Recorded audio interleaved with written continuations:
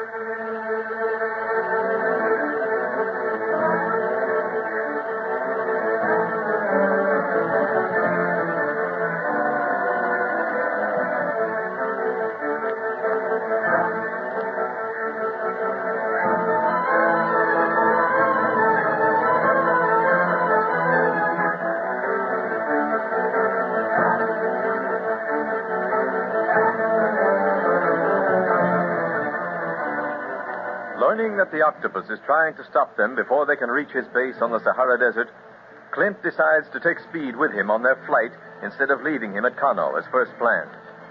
Meantime, Carlos starts his flight back to Leopoldville to pick up Mr. Buchanan after Clint discovers that the man is well enough to join them in their pursuit of the criminal. So the party splits up, and we now find Speed, Clint, and Barney well on their way to Regan, their last stop before reaching the Atlantean expedition.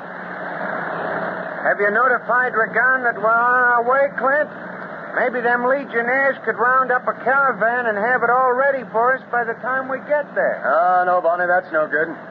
In the first place, I can't risk calling them by shortwave because the octopus might pick up the message and know just where we're going to land next.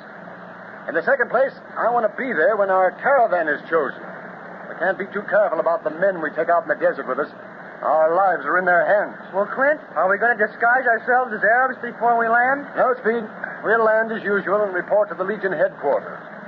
And there I'll tell our plan to the commander. Then we'll disguise ourselves as Arabs and seek our caravan. With the help of the Legion, of course. Yeah, but even being that careful, we'll probably end up with an octopus gangster on the last camel.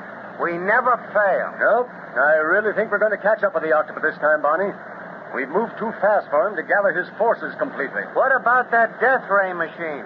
With that, he don't need no army. Yeah, but without it, what chance has he got? With the Foreign Legion warned of native uprisings, his men can't make a move without attracting notice. Then all we've got to do is wreck the death ray machine. Yeah, that's all.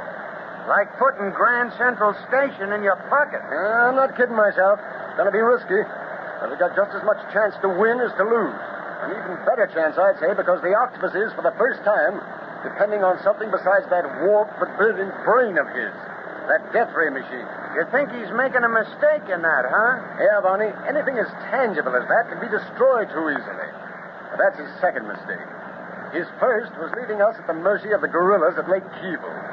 Now, if he expected to succeed in his ambition of world conquest, he should have made certain that we were dead before he left us. The guerrillas didn't give him time. Yeah, we were lucky. We've been lucky all along.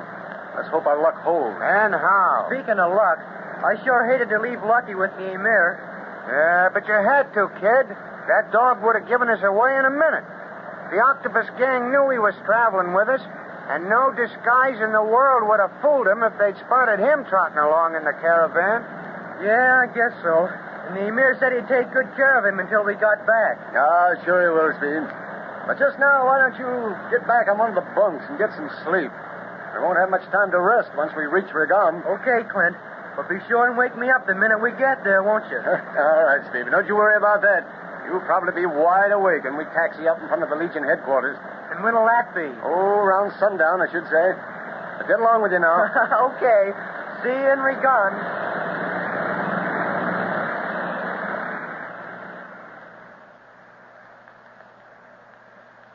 Hassan is a fool to have bungled his job in Kano.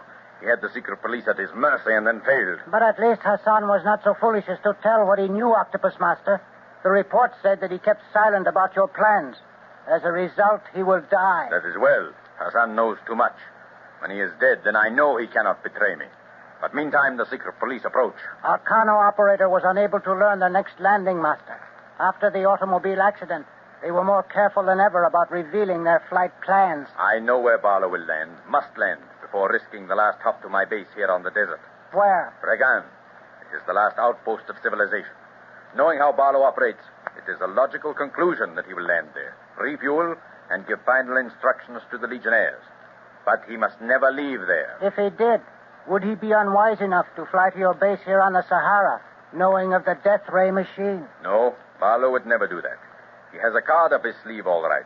But I am not going to give him a chance to play it. Too bad that our operator in Kano could not give us more information concerning their movements. I do not need it. I'm going to call Regan right now and give my orders. Yes, Master. Get me Regan right away on the short wave. Call me when you've gotten through. Yes, Master. Immediately. What have you planned? It so happens that one of my best operators is in Regan. Sari, a girl from the desert tribes. She often sends me valuable information which she gets from the Legionnaires. But Sari is not only clever, but very beautiful. Do you think you can trap the secret police by beauty? Barlow is not susceptible. Not Barlow, but Barney Dunlap. Yes? I have Regan standing by for you, Master. Very well. Put them on. Yes? Octopus Master? Where is Sari? The Legion commander is giving a dinner for the officers tonight. She is preparing for that. I have reason to believe that the secret police are on their way to Regan.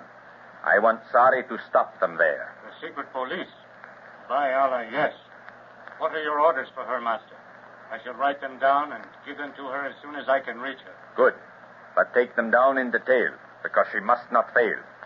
Regan is the last place we can reach them before they start for my headquarters here in the desert. Yes, Master. I understand. Sari will not fail. Very well. Now, this is what I want you to do.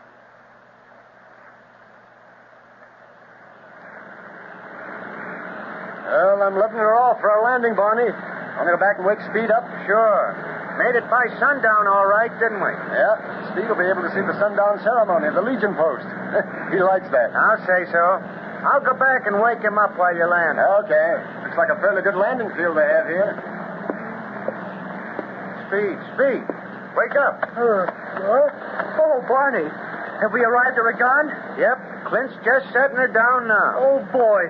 Well, let's see now. What do we have to take out of the plane? No more than we can help right now. We'll leave most of the stuff here where it's safe until we pack it on the camels. Oh, I know Clint will want his makeup case. He's going to disguise as Arabs in the Legion post. What about guns? Yeah, we never want to be without them.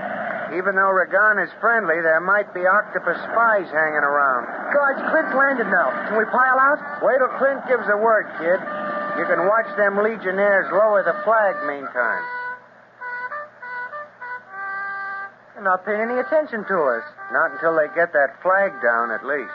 Well, ready to get out and stretch your legs, Speed? Sure am, Clint.